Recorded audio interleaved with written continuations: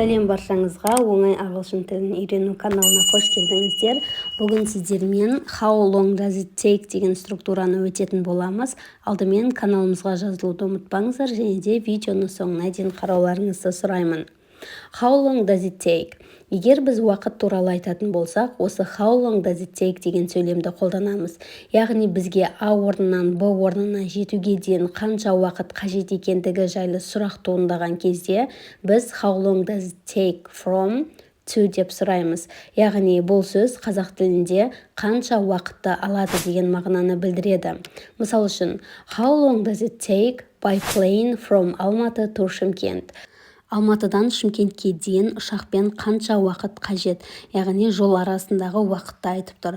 Оған жауап ретінде it takes 2 hours немесе it takes 2 hours by plane from Алматы to Шымкент деп жауап бере аламыз. Бұл жердегі plane сөзі ұшақ, транспорттардың алдына біз by сөзін қолданамыз, яғни арқылы деген сөз.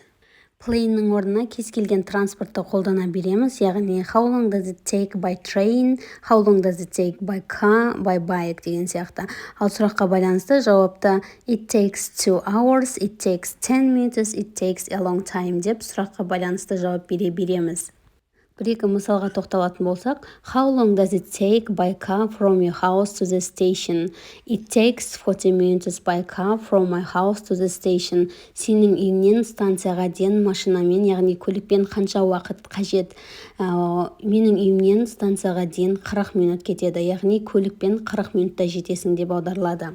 Енді бұл сөйлем шақтарға жіктелінеді, яғни келер шақ, өткен шақ, осы шақ түрінде сұрай аламыз.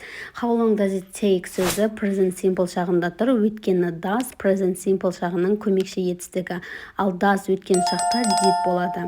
Яғни how long did it take, how long does it take, how long will it take деп келер шақты да айта аламыз. Мысал үшін, I started reading the book 2 weeks ago, I finished it today. It took me 2 weeks to read it. Мен бұл кітапты 2 апта бұрын бастадым, және де бүгін бітірдім. Бұл кітапты оқуым үшін менің 2 апта уақытым кетті. Бұл жердегі take сөзі tookқа өзгеріп тұр, өйткені take past simple'да took болады. Келесі how long does it take to do something деген конструкция бар, яғни бір затты істеуің үшін қанша уақыт кетті. Мысал үшін, how long does it take you to do something? Яғни саған мына затты істеуің үшін қанша уақыт қажет деген сияқты. Ол да үш шақта да қолданыла береді, келер шақ, өткен шақ, осы шақта. How long did it take them to do something? How long will it take my father to do something?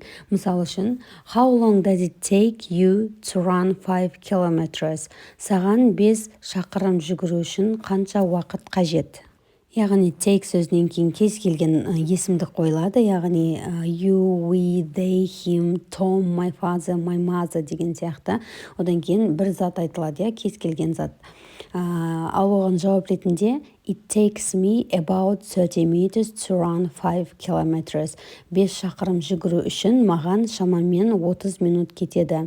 Яғни it takes me, takes-тен кейін тағы да кез келген есімдікті қоя аламыз. Тағы да бір-екі мысалдарға тоқталатын болсақ, how long did it take them to clean the house? Оларға үй тазалау үшін қанша уақыт кетті? Яғни бұл past simple шағында қолданып тұр. Сұрақ past simple'да қойылған үшін жауап та past simple'да болу керек. Яғни it took them 2 hours to clean the house. Оларға үй жинау үшін 2 сағат кетті. Яғни олар 2 сағатта үй жинады деген мағынаны білдіреді.